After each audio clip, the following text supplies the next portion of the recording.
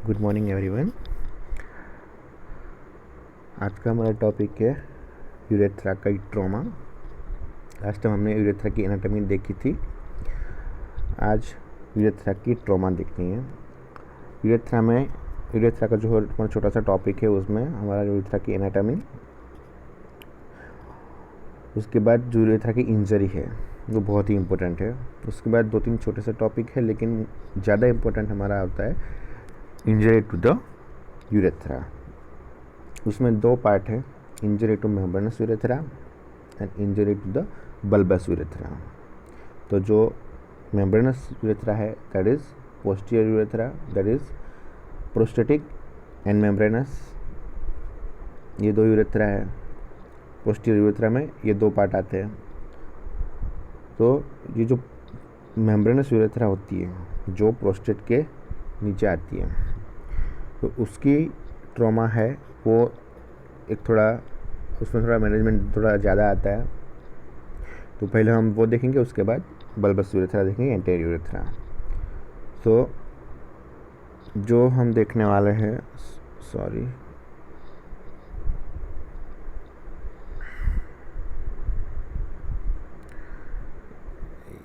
ये हमारा ब्लेडर है, ठीक है, ये प्रोस्टेट है, और उसके बाद नीचे यहाँ पे ऐसे पेरिनियल मेम्ब्रेन होती है, ठीक है, दैट इज़ यूरोजेनिटल डायाफ्राम।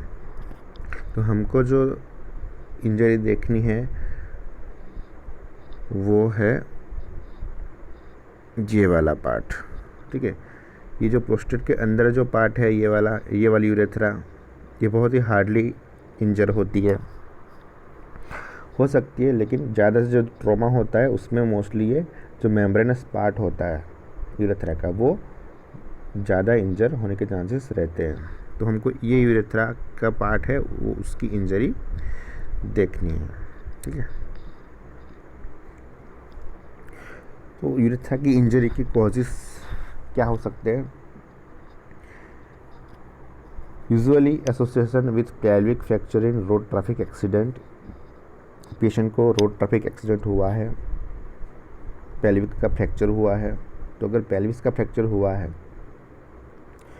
तो सबसे पहले हम पेशेंट को क्या पूछते हैं कि पेशेंट ने यूरिन पास किया, और अगर यूरिन पास किया है तो वहाँ पे यूरिन में ब्लड है कि नहीं, और अगर पेशेंट ने यूरिन पास नहीं किया है तो पेशेंट का पूरा जो यूरिन है वो ब्लेडर में रहेगा, तो ब्लेडर विल डिस्टेंड। सो जो रोड ट्रैफिक एक्सीडेंट के पेशेंट आते हैं उसमें हमको पता नहीं होता कि कहाँ इंजरी लगेगी, पेल्विस में इंजरी लगी भी हो, ठीक है। तो जो पेल्विक फ्रैक्चर होता है उसके साथ एसोसिएटेड होता है मोस्टली मेम्ब्रेनस यूरेथ्रा की ट्रॉमा। दूसरा है आइट्रोजेनिक। हम कुछ ना कुछ प्रोसीजर करते हैं, जैसे TURP, सिस्टोस्कोपी, फॉलिस कैथेटराइजेशन। तो ये जो इंस्ट्रूमेंटेशन है हम जो भी करते हैं सब प्रोसीजर कोई भी छोटी सी, तो उसमें हम जब भी कुछ रबर का डालेंगे या फिर स्टील का डालेंगे, मेटल का कुछ भी डालेंगे हम इंस्ट्रूमेंट यूरेथ्रा के अंदर, तो that is very prone to the injury to the urethra. उसके लिए ही हम जब पॉलिश करते हैं तब उसमें हम लिग्नोकेन जेली अप्लाई करते हैं ताकि वहाँ पे लुब्रिकेशन मिले और कोई जात की इंजरी ना हो, ठीक है। ये 2 कॉजेज़ यूजुअली होते हैं। बाकी तो कभी कोई पेनिट्रेटिंग ट्रॉमा होती है, पेनिट्रेटिंग इंजरी होती है, गन शॉट इंजरी होती है, स्वॉर्ड की इंजरी होती है, नाइफ़ की इंजरी होती है, होमिसाइड होता है कुछ, तो ऐसे टाइम पे ये इंजरी हमको देखने को मिल सकती है। थर्ड है एक प्रोलॉन्ग लेबर इन फीमेल। जब बेबी बर्थ होता है तब जब जो बेबी का जो फीटस का हेड होता है उसके प्रेशर की वजह से जो यूरेथ्रा होती है फीमेल की वो इंजर होती है। प्रोलॉन्ग लेबर मतलब जो हेड है उसका डिसेंट हो गया है, ठीक है, जो बेबी का हेड है वो सर्विक्स के नीचे डिसेंट हो गया है, लेकिन उसकी आगे की प्रोसेस है वो प्रोलॉन्ग हो गई है, ज़्यादा टाइम हो गया। मान लो कि जो फीमेल है, मदर है, वो ज़्यादा एफर्ट नहीं कर पा रही है, तो जो बेबी का हेड है that will press the urethra, okay, तो जब बेबी का हेड है वो यूरेथ्रा को प्रेशर करेगा प्रोलॉन्ग टाइम पे, तो वहाँ पे इंजरी होने के चांसेस बढ़ जाते हैं। तो mostly road traffic accident and hydrogenic reason होते हैं मेम्ब्रेनस यूरेथ्रा के ट्रॉमा के। अभी इसकी हम एनाटॉमी देखेंगे थोड़ी सी, तो क्या होता है, प्रोस्टेट जो है that is attach to the pubis by puboprostatic ligament. जो प्यूबोप्रोस्टेटिक लिगामेंट है, ठीक है, तो वो अटैच होता है प्यूबिक बोन के साथ और प्रोस्टेट के साथ। जब ट्रॉमा होती है तो ये प्यूबिक बोन और प्रोस्टेट के बीच का जो लिगामेंट है वो डिस्टर्ब हो जाता है। जब यूरेथ्रा जो है वो अगर पूरी कंप्लीट रप्चर हो गई तो पूरा का पूरा लिगामेंट डिस्टर्ब हो जाता है, complete disruption of the ligament.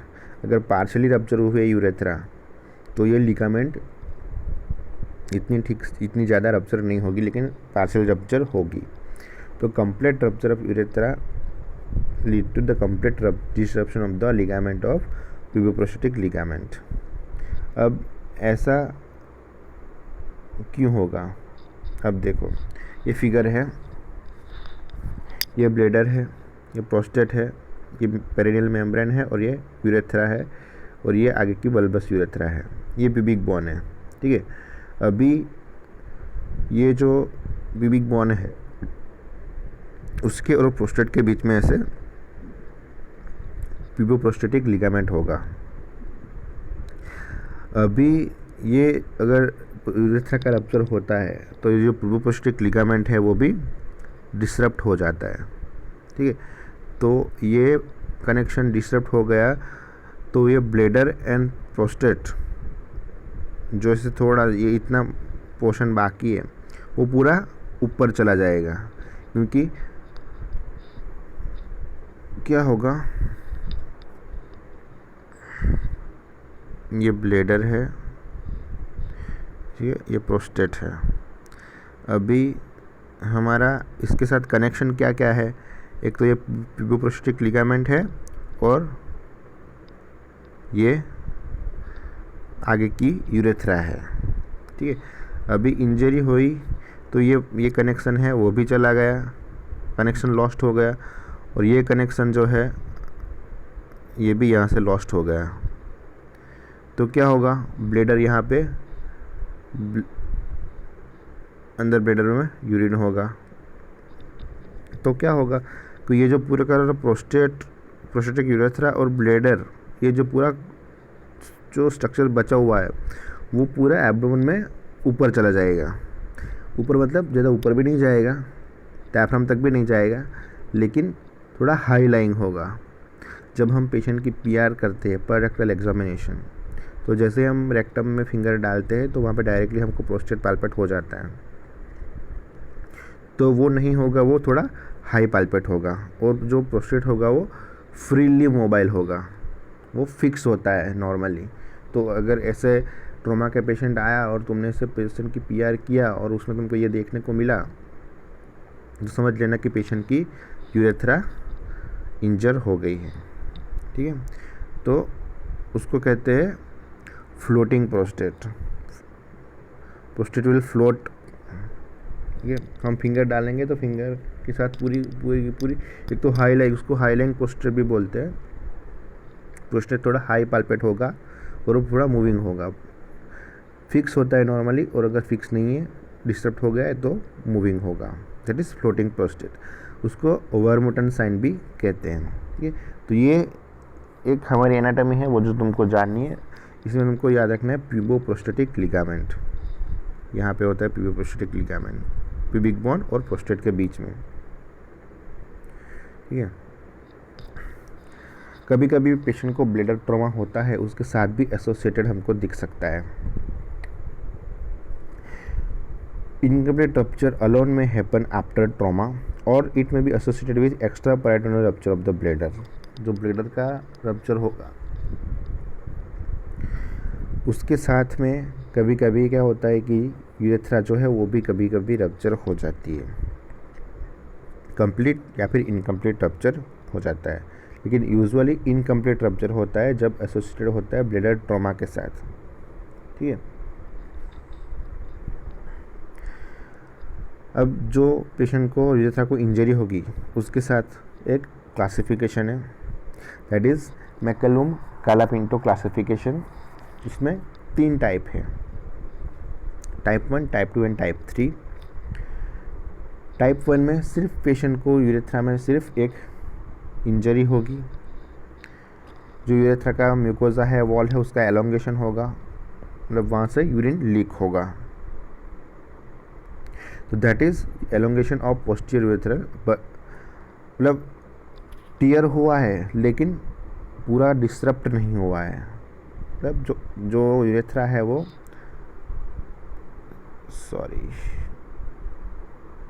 हाँ, तो ऐसे ये ब्लेडर है, यूरेथ्रा है, ये प्रोस्टेट है।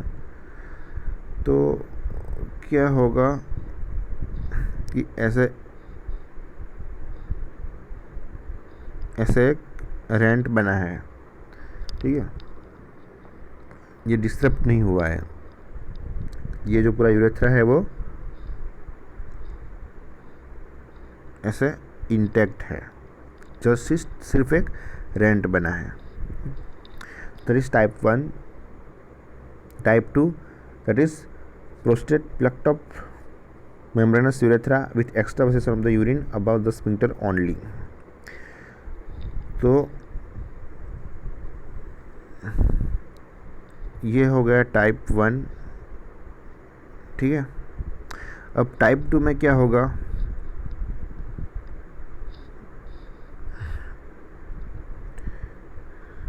कि ऐसे हमारा ये यूरोजेनाइटल डायफ्राम है, ठीक है। तो जो प्रोस्टेट है वो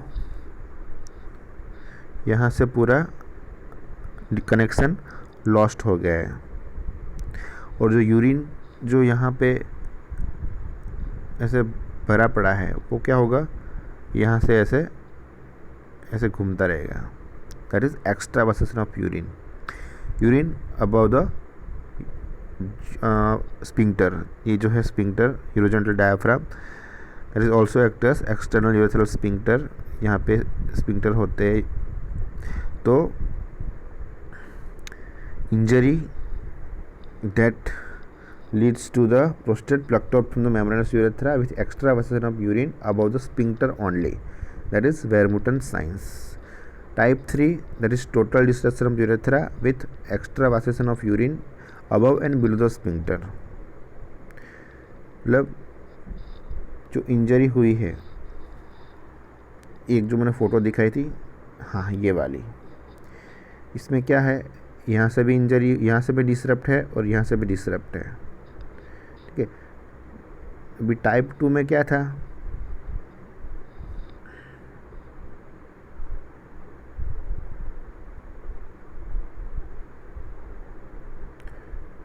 जो ये नीचे की यूरेथ्रा थी वो तो इंटैक्ट थी टाइप 2 में, लेकिन टाइप 3 में क्या होगा कि ये जो यूरेथ्रा है यहाँ से और यहाँ से पूरी डिसरप्ट हो चुकी है, कंप्लीट ट्रांजैक्शन हो चुका है, दैट इज़ टाइप 3। ओके, तो ये फोटो है, ये that is type 3 urethra rupture, ठीक है। ये क्लासिफिकेशन को याद रखना है, बहुत ही सिंपल है, ठीक है। टाइप 1 में सिर्फ एलोंगेशन, सिर्फ रेंट पड़ेगा, बाकी कोई डिसरप्टेशन नहीं होगा, यूरेथ्रा जो है वो इंटैक्ट रहेगी। Type 2 that is Vermooten sign, prostate high lying होगा और extravasation of urine just above the sphincter only, ठीक है। ट्रांजैक्शन होगा लेकिन स्पिंक्टर के ऊपर ही। टाइप 3 में ऊपर और नीचे दोनों तरफ ट्रांजैक्शन और यूरिन का extravasation above the sphincter and below the sphincter also, ठीक है। That is type 3। अभी क्लिनिकल फीचर्स में मोस्टली ट्रॉमा है, ब्लड आएगा, blood at the external urethral meatus, patient will not able to pass the urine, extravasation of urine to scrotum, perineum, abdominal wall and penis. Patient को blood loss होगा तो patient will have shock, pallor, tachycardia, hypotension. Also look out for the other injuries in head, chest and abdomen. Patient present with the road traffic accident, so you must have to check head, chest and abdomen. जो urethra की injury है वो इतनी dangerous नहीं है कि patient का जान ले सकती है, लेकिन जो हेड, चेस्ट और एब्डोमेन की इंजरी है, हेड में अगर ब्रेन को ट्रॉमा हुआ, ब्रेन में अगर हेमरेज हुआ, चेस्ट में लंग या हार्ट को इंजरी हुई, एब्डोमेन में इंटेस्टाइन है उनको अगर कुछ इंजरी हुई, स्प्लीन है, लीवर है, किडनी है, तो वो सब इंजरी जो है वो जानलेवा हो सकती है। तो इसलिए वो सब इंजरी भी हमको लुकआउट करनी है कि पेशेंट को रोड ट्रैफिक एक्सीडेंट हुआ है तो बाकी कोई इंजरी है कि नहीं। अगर वो सब इंजरी है तो सबसे पहले हमको वो मैनेज करना ज़रूरी है, उसके बाद यूरेथ्रा का। ठीक है, यूरेथ्रा का भी करेंगे, लेकिन डेफिनेटिव करने की ज़रूरत नहीं है। इमरजेंसी में एक ऊपर हम सुप्रापबिक कैथेटर डाल देंगे, सुप्रापबिक सिस्टोस्टोमी करके। इमरजेंसी में हमको तो जो ब्लेडर है उसमें खाली यूरिन बाहर निकालना है। ठीक है, तो ये उसके क्लिनिकल फीचर्स है। Blood at the external urethral meatus, failure और difficulty in passing urine and extravasation of the urine to scrotum, perineum, abdominal wall and penis. कहाँ कहाँ होता है एक्सट्रावर्सेशन वो तुमको याद रखना है। स्क्रोटम में, स्क्रोटम के साथ पेनिस के ऊपर, पेरिनियम में और एब्डोमिनल वॉल में। ठीक है, देखो ये एक फोटो है जिसमें पेनिस में पूरा ऐसे एक्सट्रावर्सेशन हुआ है यूरिन का। ये जो कलर है यही कलर पूरा दिखेगा स्क्रोटम में, एब्डोमिनल वॉल में और पेरिनियम में। ठीक है, तो ऐसा अपीयरेंस अगर आता है ट्रॉमा के साथ पेशेंट का, तो we have to suspect the patient has injured the urethra. ठीक है, हम पर रेक्टल एग्जामिनेशन करेंगे तो पेशेंट को हाई लाइंग प्रोस्टेट होगा, जो मैंने पहले बताया। और एक तुमको बताना रहेगा कि जो पेशेंट इसका जो कॉजेज़ है, जो हम कैथेटराइजेशन से होते हैं, तो कैथेटर करने की टाइम पे कैसे कब कब इंजर हो सकता है। तो जब पेशेंट को, कोई नॉर्मल पेशेंट होता है, ऐसे ही पेशेंट वार्ड में आया है, पेशेंट को हम फॉलिस कर रहे हैं, फॉलिस की जो टिप है वो यूरिनरी ब्लैडर में गई नहीं है, और तुम लोगों ने अगर वो जो बल्ब आता है वो बल्ब इन्फ्लेट कर दिया, तो इट में रप्चर द यूरेथ्रा। ठीक है, बल्ब में कैपेसिटी से ज़्यादा डाल दिया और बल्ब यूरेथ्रा में ही है तो it will rupture the urethra. जब हम फॉलिस कैथेटर निकाल रहे हो तो सबसे पहले हम जो ब्लेडर का जो फॉलिस कैथेटर डाला है उसका जो बल्ब इन्फ्लेट किया है उसका जो भी फ्लूइड है वो हम बाहर निकालेंगे एस्पिरेट करके, और उसके बाद हम पुल करेंगे। अगर थोड़ा बहुत बल्ब इन्फ्लेटेड ही है और हमने खींच दिया तब भी वो इंजरी हो सकती है। ठीक है, अभी on examination high lying prostate और it may not palpable if it is going more upwards and floating prostate मिलेगा हमको। इन्वेस्टिगेशन क्या क्या करेंगे जब हम पेशेंट को एग्जामिन करेंगे, तो एक्सट्रावर्सेशन में हमको पूरा एब्डोमिनल वॉल में, स्क्रोटम में, पेरिनियम में, पेनिस पे दिखेगा। इन्वेस्टिगेशन क्या करवाएंगे, एक तो एक्सरे पेल्विस करवाएंगे। जब पेशेंट कोई आता है ऐसा पेशेंट हमारे पास, तो या तो रिटेंशन के साथ आएगा, या फिर blood at the external urethral meatus के साथ आएगा, या फिर पेशेंट को एकदम फ्रेश इंजरी हुई है और पेशेंट का यूरिन अभी तक बना नहीं है और पेशेंट हमारे पास आ गया है, तो you will found blood at the external urethral meatus always. ठीक है, उन पेशेंट को अगर यूरिन पास करने को बोलोगे तो वो पेशेंट यूरिन पास नहीं कर पाएगा, क्योंकि जो कंटिन्यूटी है वो मेंटेन नहीं है, कंटिन्यूटी टूट चुकी है। जो यूरेथ्रा की, जो ब्लैडर से यूरेथ्रा निकल के जो एक्सटर्नल यूरेथ्रल मेटस तक आता है उसकी कंटिन्यूटी ब्रेक हो जाती है, तो यूरिन नहीं आएगा। एक्सरे पेल्विस करवा लो ताकि हमको फ्रैक्चर हुआ है कि नहीं वो पता चल जाए। अल्ट्रासाउंड एब्डोमेन करवा लो, ultrasonography to look out the other organ also, bladder, intestine. Liver, spleen, kidney, stomach, lung, वो सब हम अल्ट्रासोनोग्राफी में देख सकते हैं। तो इतना करने के बाद मोस्टली हमको पता चल जाता है कि पेशेंट को यूरेथ्रा इंजरी हुई है। मोस्ट ऑफ द टाइम्स जो डायग्नोसिस है वो यूजुअली क्लिनिकली ही होता है। बाद में एक असेंडिंग यूरेथ्रोग्राम आता है। ये मैंने बताया था स्टार्टिंग में कि नीचे से हम एक्सटर्नल यूरेथ्रोमीटर से डाई डालेंगे और डाई डालते टाइम पे हम उसका सूट लेंगे तो हमको पूरा ट्रैक है वो दिख जाएगा। जो डाई होती है वो रेडियो ओपेक होती है। ठीक है, ये जो फोटो था ये असेंडिंग यूरेथ्रोग्राम ही है। ठीक है, ये डाई दिख रही है।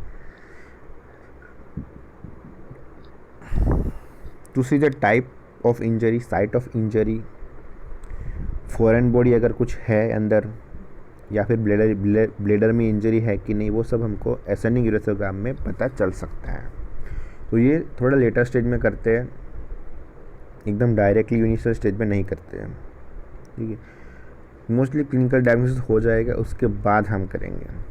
और मोस्टली जो ट्रॉमा होता है उसमें अगर तुमको ऐसा डाउट जाता है कि पेशेंट को ब्लेडर भी रप्चर हुआ है या कुछ ऐसा बड़ा लगता है, तब हम असेंडिंग यूरेथ्रोग्राम कर सकते हैं, लेकिन इन लेटर स्टेज। इनिशियली जो इमरजेंसी में पेशेंट आता है तो उस टाइम पे हमको सिर्फ यही करना है कि पेशेंट को अगर तुमको सस्पेक्टेड लगता है कि urethra is rupture, then try to drain the bladder by any way. ठीक है, या फिर ऊपर एसपीसी कर दो या फिर फॉलिस कर दो। ठीक है, so mostly X-ray and ultrasonography is enough, sometimes ascending urethrogram to see the type, site, foreign body और ब्लेडर इंजरी। ठीक है, तो ये एक नॉर्मल असेंडिंग यूरेथ्रोग्राम है। यहाँ से हमने डाई को इंजेक्ट किया एक्सटर्नल यूरेथ्रल मियाटस से, तो डाई पूरी यहाँ पे जा रही है ब्लेडर में। ठीक है, तो ये एक नॉर्मल असेंडिंग यूरेथ्रोग्राम है। अभी ये तुम फोटो देखोगे तो ये जो रेडियो ओपेसिटी दिख रही है वो यूरेथ्रा है। तो यूरेथ्रा में से होके डाई जा रही है, ब्लेडर में भी जा रही है और ऐसा बाहर भी दिख रही है। मतलब जो यूरेथ्रा है वो है टियर हुआ है लेकिन इंटैक्ट है। मतलब जो डाई है वो ब्लेडर में भी जा रही है और बाहर भी आ रही है, एक्स्ट्रावासेशन। तो ये सब हमको दिखेगा पार्शियल यूरेथ्रल रप्चर में। ठीक है, जो यहाँ से कहीं पे रप्चर होगा तो ये डाई है वहाँ से बाहर निकल गई है और यहाँ पे ब्लेडर में भी पहुँची है। ये that is partial urethral rupture.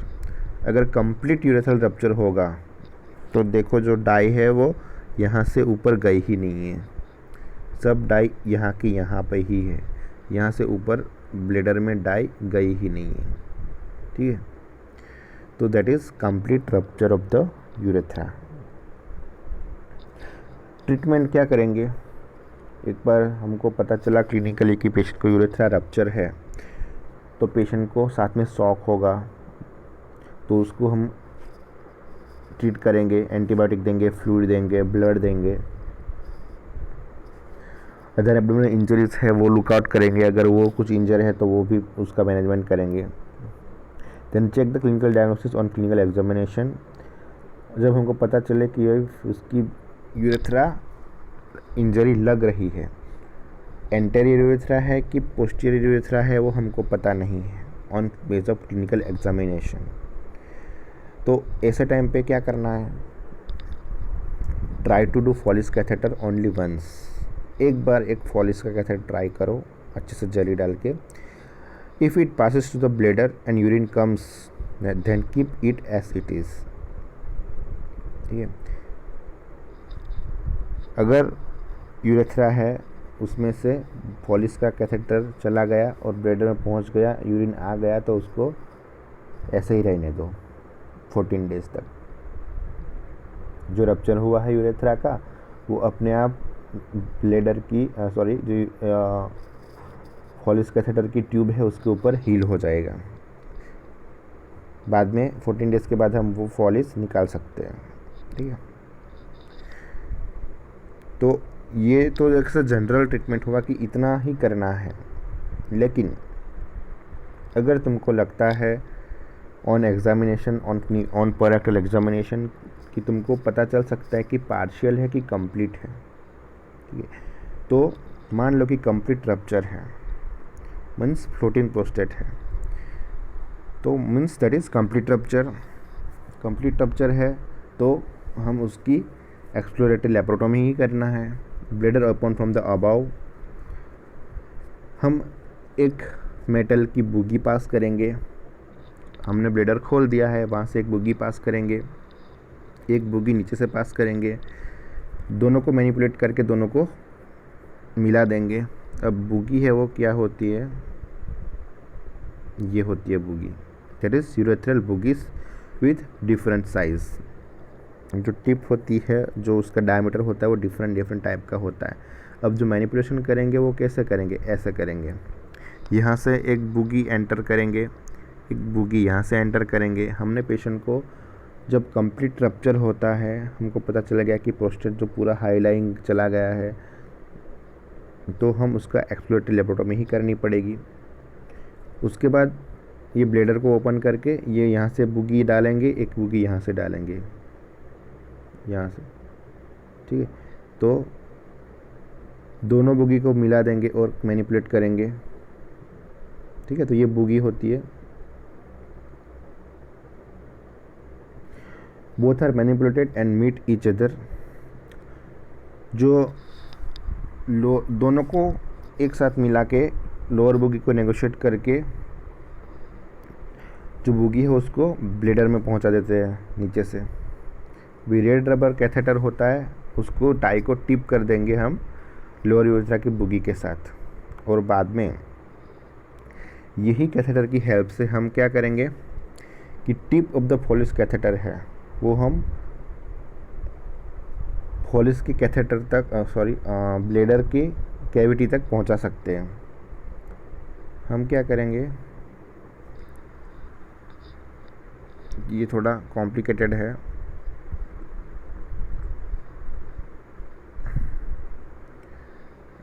ये है हमारा ब्लेडर, बराबर, और यहाँ पे मान लो रप्चर हो गया है, ठीक है।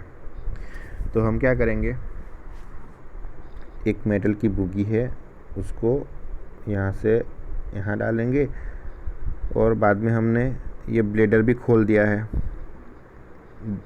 और दूसरी जो बुगी है वो हम यहाँ से यहाँ डाल रहे हैं, ठीक है। अभी दोनों को नेगोशिएट करके हम क्या करेंगे कि ये जो नीचे की बुगी है उसको हम यहाँ तक पहुँचा देंगे, ठीक है। अभी ये जो बुगी है वो यहाँ तक तो आ गई, बराबर। फिर क्या करेंगे कि यहाँ से एक रेड रबर कैथेटर आता है, यहाँ से इसके साथ टाई कर देंगे, और ये जो बुगी है उसको हम ऐसे नीचे खींच देंगे। बुगी को नीचे से खींचेंगे, तो क्या होगा कि ये जो रेड रबर कैथेटर है वो बाद में ऐसे आ जाएगा, ठीक है। ये रेड रबर कैथेटर है जो हम बोगी के साथ टाई करके ऊपर से नीचे खींच लिया, ठीक है। अभी हमने देख लिया कि ये जो ब्लेडर और एक्सटर्नल एनवायरनमेंट है उसके साथ कनेक्शन हो गया है अभी, बराबर। यहाँ पे ऐसे यूरिन बनता रहता है, ठीक है। अभी इसकी हेल्प से हमको फॉलिस कैथेटर जो है वो पास करना है। तो कैसे पास करेंगे कि जो फॉलिस जो है उसकी टिप है उसको हम, फॉलिस कैथेटर जो है मोस्टली येलो कलर का होता है, तो तुमको येलो कलर में दिखा देता हूँ तो तुमको ज़्यादा पता चलेगा।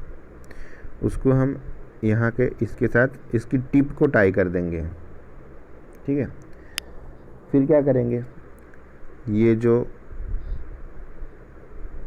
रेड रबर कैथेटर है उसको ऊपर खींच लेंगे तो क्या होगा,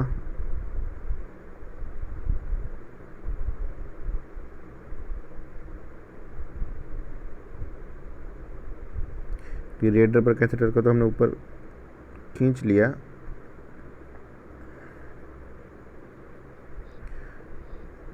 तो क्या होगा कि जो फॉलिस है वो ऐसे यहाँ आ जाएगा, ठीक है, यहाँ पे ऐसे फॉलिस होता है, ठीक है, और यहाँ पे हमने उसका बल्ब इन्फ्लेट कर दिया।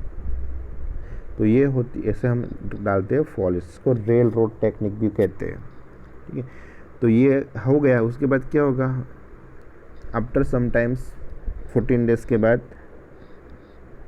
ये जो यहाँ पे यूरेथ्रा रप्चर हुआ है वो फॉलिस की ट्यूब के ऊपर ऐसे हील हो जाएगा। कॉम्प्लिकेशंस एक होगा कि फाइब्रोसिस की वजह से यहाँ पे स्ट्रक्चर बन जाएगा, लेकिन दैट इज़ ओके, उसको हम बाद में मैनेज कर सकते हैं। हमारा प्रॉब्लम क्या है कि भाई यूरिन जो है वो वहाँ पे आ गया है, उसको बाहर निकालना है, ठीक है। तो ये होती है रेल रोड टेक्निक। ऊपर जो ब्लेडर खोला है उसको हम क्लोज कर देंगे एसपीसी के साथ, जो मेलाकोट कैथेटर होता है। मेलाकोट कैथेटर क्या होता है, रेड रबर कैथेटर जैसा ही रेड रबर कैथेटर ही होता है एक, ठीक है, जिसको हम आगे से काट के ब्लेडर में डाल देंगे। तो ये एक ड्रेनेज की तरह हो जाएगा कि ऊपर से भी ड्रेनेज हो रहा है और नीचे से भी ड्रेनेज हो रहा है। तो जब भी हम ब्लेडर खोले हैं ट्रॉमा में तो नीचे से फॉलिस डाला है और ऊपर से एसपीसी करना ही है। सुपरपिक कैथेटर निकाल लो एक, ठीक है। क्या है सुपरपिक कैथेटर, तुमको शायद मैंने बताया भी था लास्ट टाइम कि ये ऐसे हमने खोला है तो हम क्या करेंगे, एक कैथेटर यहाँ पे डाल देंगे, यहाँ पे। अब क्या होगा, यहाँ पे यूरिन बन रहा है तो फॉलिस से भी बाहर आएगा और ऊपर से भी बाहर आएगा। ये जो हम एसपीसी डाले हैं उसको भी हम जॉइन करेंगे यूरो बैग के साथ, तो यूरिन आता रहेगा तो यहाँ पे वो उसको रेस्ट मिलेगा तो हीलिंग हो जाएगा अच्छे से, ठीक है।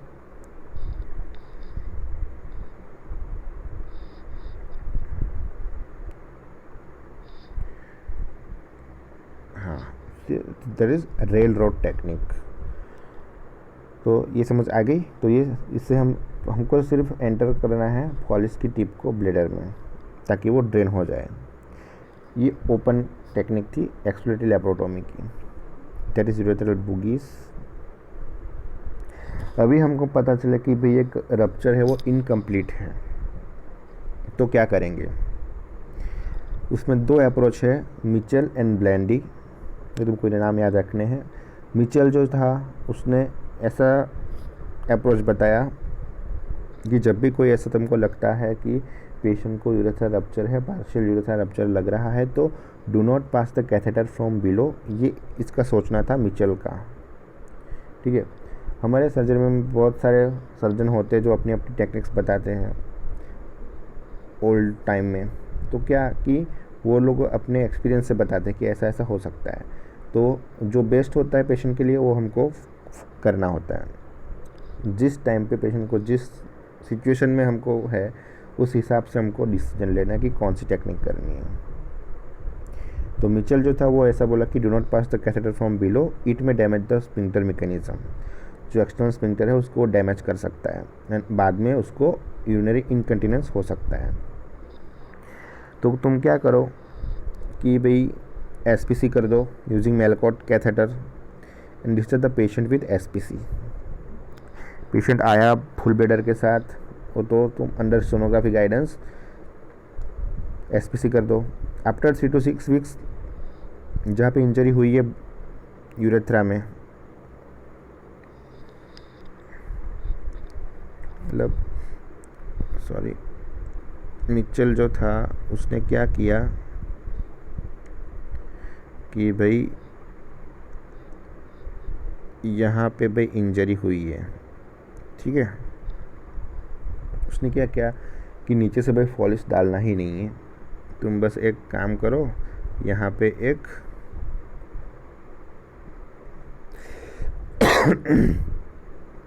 एसपीसी डाल दो, ऐसे ही रहने दो, पेशेंट को भेज दो घर, आफ्टर 3 to 6 वीक्स बुलाओ, बराबर। तब तक क्या होगा कि यहाँ पे जो इंजरी हुई है वो धीरे धीरे हील हो जाएगी, क्योंकि यहाँ से सारा यूरिन बाहर जा रहा है, ठीक है। तो यहाँ से इसको आराम मिलने की वजह से यहाँ पे हीलिंग हो जाएगा, लेकिन क्या होगा कि यहाँ पे स्ट्रक्चर बन जाएगा,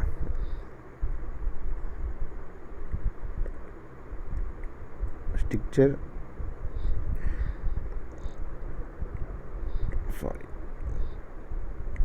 मतलब जो हीलिंग होगा उसमें ऐसे यूरेथ्रा की जो डायमीटर है वो छोटी हो जाएगी।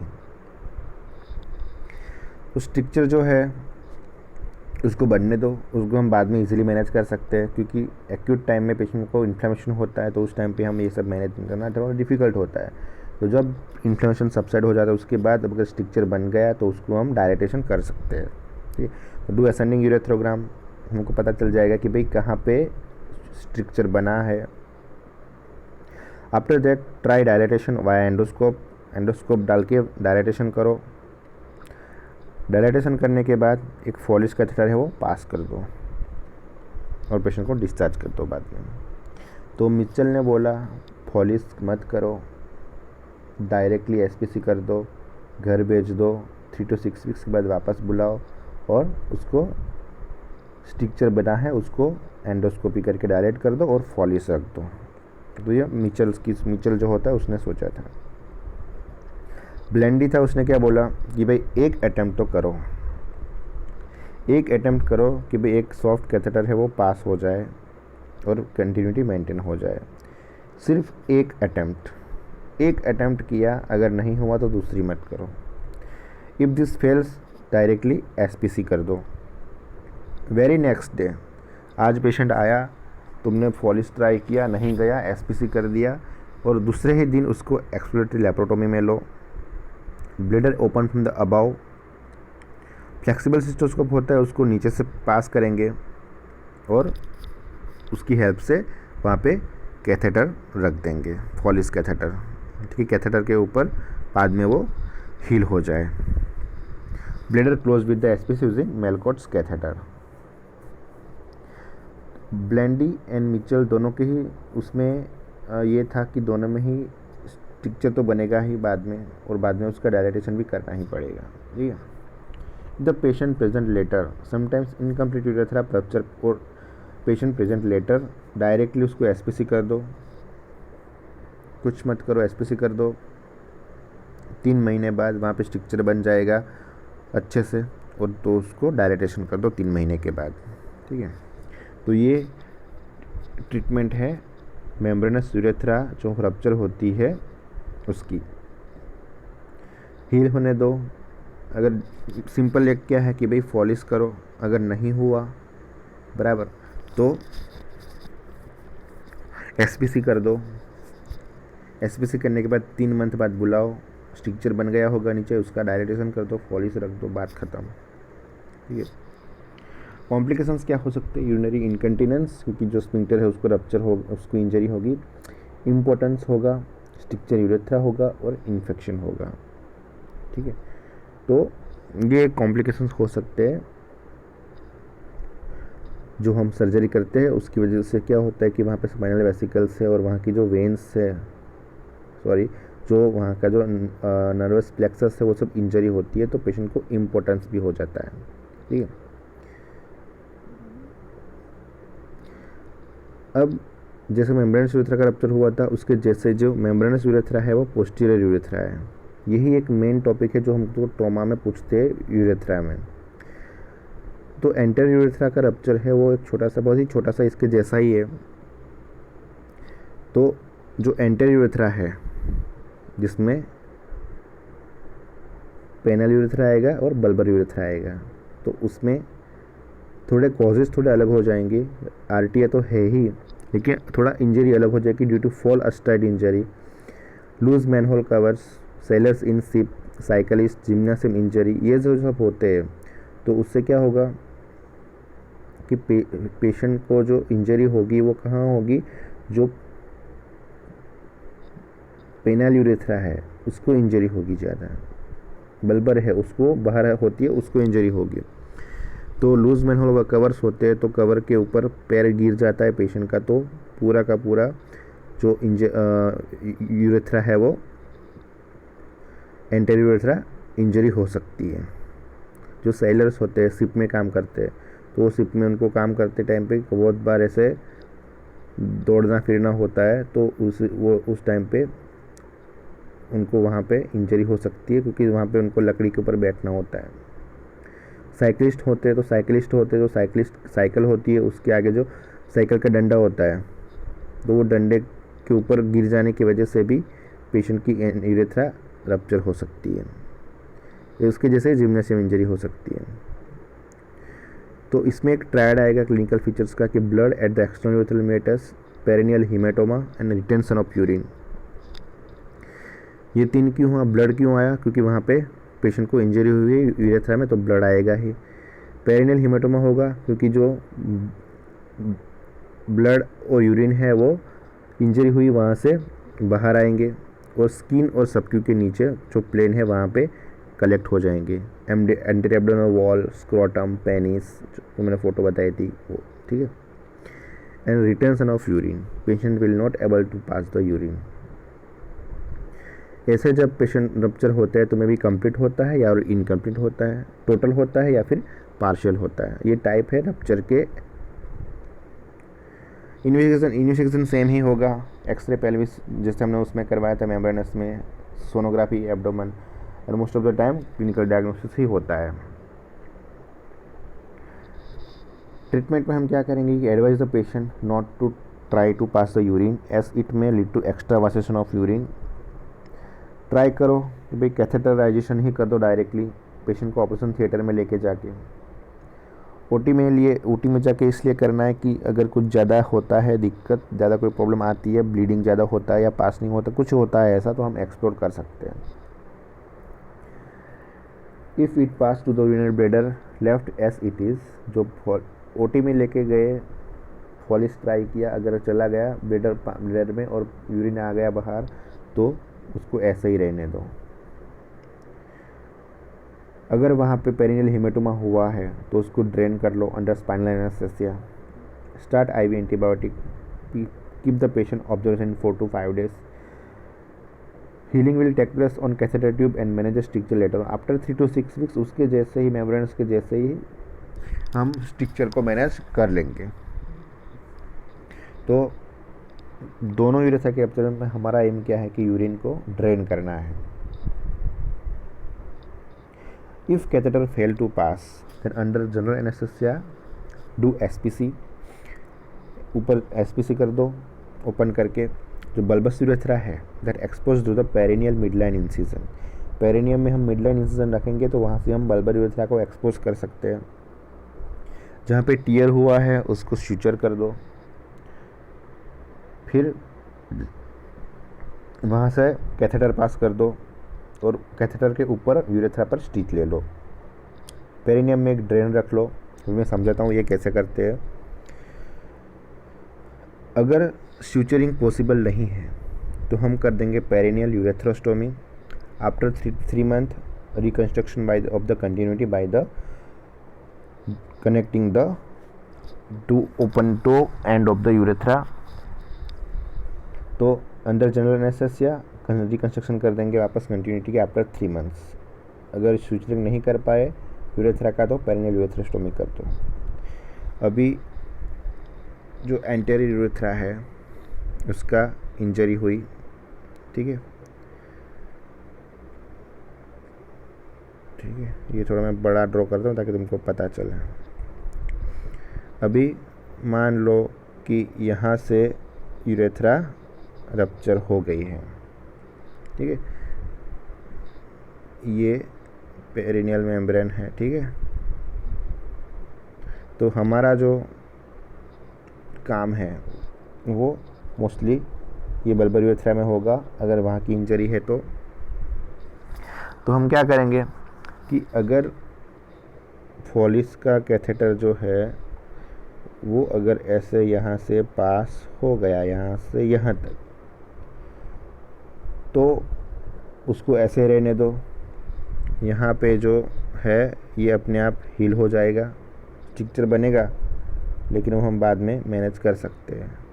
ठीक है, तो ये हमारा फर्स्ट ऑप्शन यही रहेगा कि फॉलिस कर दो, अगर गया तो उसको ऐसे रहने दो। अगर फॉलिस नहीं गया तो हम क्या करेंगे कि पेरिनियम में मिडलाइन इंसिजन रखेंगे और ये यहाँ तक पहुँच जाएंगे। यहाँ पे हम एक्सपोज कर सकते हैं कि कहाँ पे ट्रॉमा जो यूरेथ्रा है उसको हम यहाँ से एक्सप्लोर कर सकते हैं। फिर क्या करेंगे कि जैसे हमको ये मिला, मतलब ये दोनों एंड हमको ऐसे मिल गए हैं, बराबर। ये एक ओपनिंग है और ये एक ओपनिंग है, बराबर। तो अब हम क्या करेंगे कि ये दोनों जो एंड है उसको हम स्यूचरिंग कर देंगे। लेकिन स्यूचरिंग करने से पहले हम क्या करेंगे, एक जो फॉलिस कैथेटर होता है यूरेथ्रा की साइज से थोड़ा छोटी साइज़ का, वो फॉलिस का जो कैथेटर है वो हम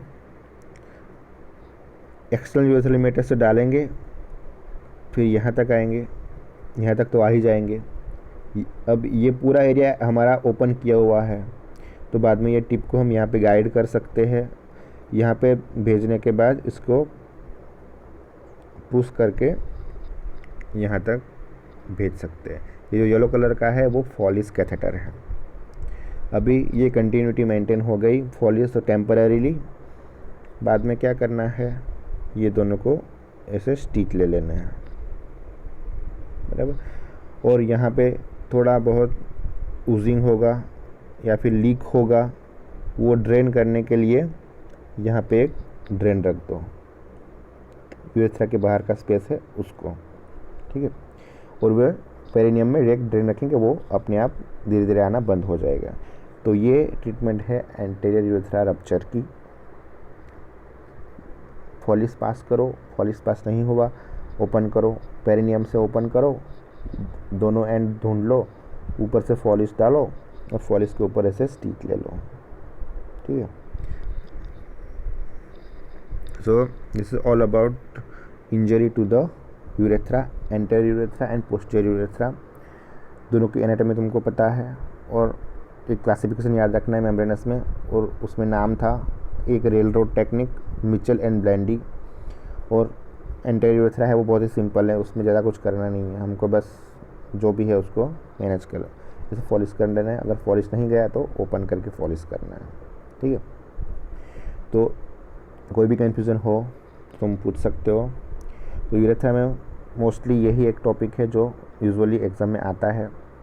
स्ट्रक्चर यूरेथ्रा एक छोटा सा टॉपिक है, स्ट्रक्चर यूरेथ्रा एंड हाइपोस्पाडियासिस, लेकिन वो कभी कभी ही आते हैं, तो अगर टाइम परमिट करता है तो हम वो भी देख लेंगे। ठीक है, ओके, थैंक यू।